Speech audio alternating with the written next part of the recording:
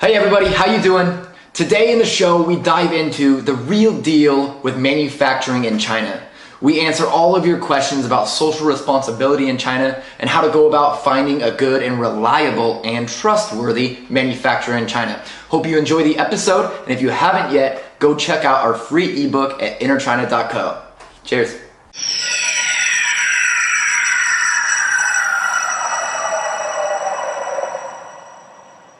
Yeah, so manufacturing in China, a lot of people, when they first think about it, they think about, slaving away in factories, really unsanitary conditions, just bad, evil place. Yeah, somewhere you don't want to go, somewhere you don't want to be. Okay, and so with 4 years, being here for the past 4 years, we've actually learned a lot. We've spent a lot of time in factories, and we can tell you that it's not all like that. Like, China is a very big place. Of course, a lot of the stories that people do hear, that people do talk about, are negative ones. Yeah. But there's also obviously a lot of stand-up factories. There's a lot of great stuff that is made here in China, and there are a lot of good factory owners, good people, etc. So a lot of people that relate the idea of China makes very cheap things, China makes bad stuff, and they do it in a very bad way in their factories. Well, the responsibility doesn't fall only on China, absolutely. Right? Who is China manufacturing for? They're manufacturing for businesses, business owners.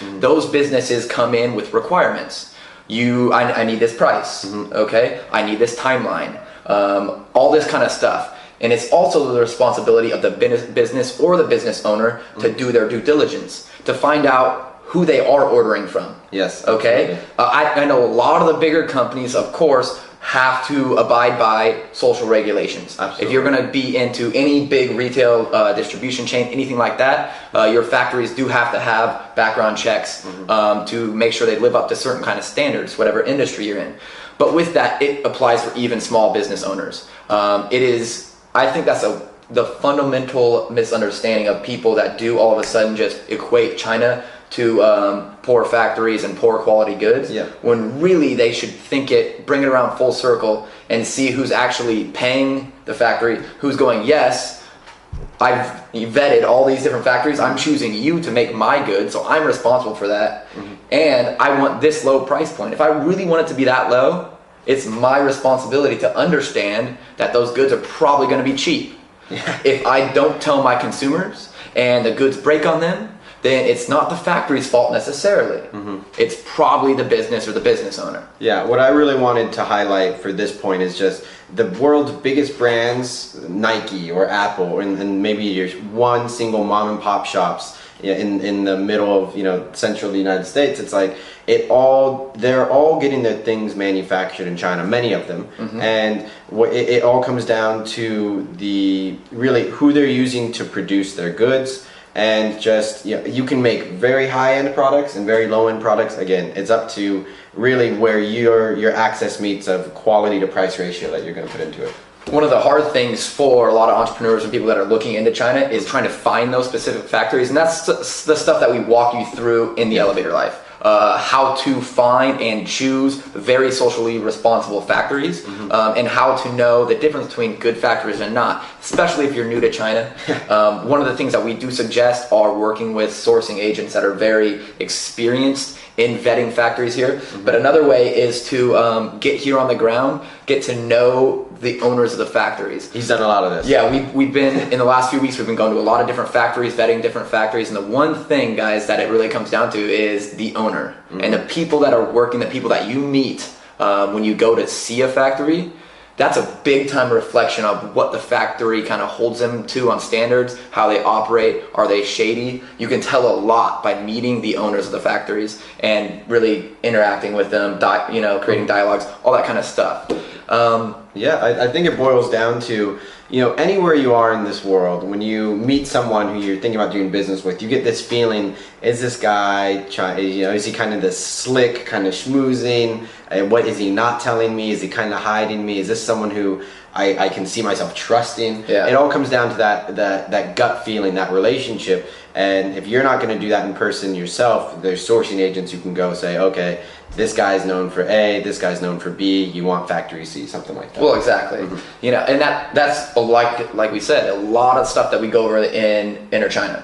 And so we're not going to dive into those specific tactics right now, but it's more about the idea that everything manufacturing in China it's not all socially unresponsible, irresponsible. There's a lot of stuff. It's really on you to do your due diligence, to find out the good people that you should be working with, and it's on you to make quality products. It's not on the factory. You know, they follow your orders. How much money you're going to give them, that's the kind of product they're going to create. Yeah, they have to hit their prices and their margins too. And normally they're a lot smaller than what the business owners making on their products, of course. And one thing, Jared Dougal, a member of Enter China, showed us a really interesting article today about Canton Fair. We've talked about it a few times, the world's biggest trade fair. And really a lot of the manufacturers and people who are running the show are saying, you know, domestically standards are going up for the Chinese consumers. They're getting more buying power. The option is now there to buy foreign goods if the Chinese ones aren't meeting their requirements. They understand this too. They're not stupid. So really the level of quality we've seen over the years is increasing, and that's a really good sign for you know, the modernization of the manufacturing process. And really the people who are just trying to wheel and deal and try and take advantage of everybody, they still exist, but they're few and far between compared to, you know, 10-15 years ago. Well, definitely. And that goes to show, like, the views on manufacturing have also started to change here in China. You know, we talked about in the beginning of the episode, Americans and foreigners, how they view China. You know, a lot of people view it as this big manufacturing hub where there aren't a lot of rules, a lot of, you know, child labor, all this stuff. That does happen, but things are starting to change. Absolutely. Especially how Chinese themselves are, you know, looking at it. Yeah, that's a great point. So one of the things that I had a conversation with one of our buddies last week was, there's a big time, everyone knows it, big time pollution problem here in China. Okay, he was relating it directly to how we force manufacturing jobs all over here, and you know, and it's really ruined the environment. So that's an interesting take on a perspective that foreigners don't really look at. That China, a lot of the citizens here aren't necessarily happy that all of the manufacturing is here. Okay, and that could lead to changes in the future. I don't know, down the road. Textiles, I know, are starting to change outside of China, but they are starting to have a different perspective on it. Yeah, absolutely. What a lot of people don't understand is China's bearing the environmental costs of all the developed world's manufacturing. Again, all the biggest brands, many of them have at least 1 or 2 manufacturing plants here in China. And all the pollution and all the carbon dioxide and all the particulates going into the air are from the goods that people are purchasing and using overseas. In China as well, but you know, that has to be an understood point by a lot of people. And Chinese people are like, yeah, I mean, a lot of the pollution's coming from here, but it's coming from here because we're making these products for you. You know, it's just a different perspective on how to look at what's going on here. Well, you go back to when the US and Europe were doing their industrial revolution, and the pollution was crazy there as well. And people realized that, and they wanted to make a change. So I think, you know, we're gearing towards some interesting times here in China. A lot of factories are being moved around, kicked out of cities, etc., like that. A lot of them are facing more regulations. And so basically, of course, there are some bad things going on in China. The point that we really want to get across is that doesn't mean you don't come here, and that doesn't mean, like, turn a blind eye, you know? It's like, it's not if I go to do manufacturing in China, I'm gonna have to see some bad things. No, just don't go to those factories. Both parties share in the responsibility of that. The factory that you're working with, you should be the one vetting that. You should be the one really making that decision. And you really, one last point I want to get into that some people will bring up is the fact that, well, what about cutting corners? Okay, I vet a factory. I do really good research. Okay, I like it, but then my goods come out and they do break. But it's not because I wanted a cheap price.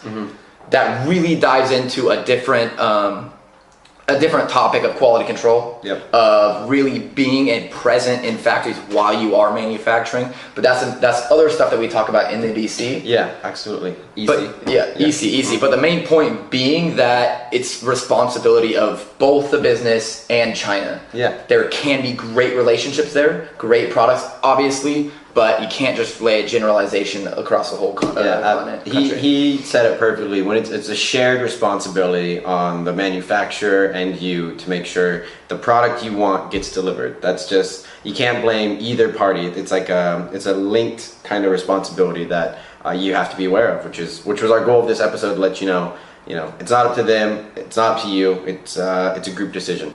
All right, to wrap it all up, guys, it's really a group decision. You can be socially responsible here. That is a fact, okay? But it is on you to take steps down that path, okay? It's on you to make sure that your business is being socially responsible. Absolutely. Yeah, really, we've said it, we've kind of beaten it to a pulp right now. It's just group decision. It's possible, can be done. Don't let one or two stories phase you, because those people probably didn't know what didn't know what they were doing.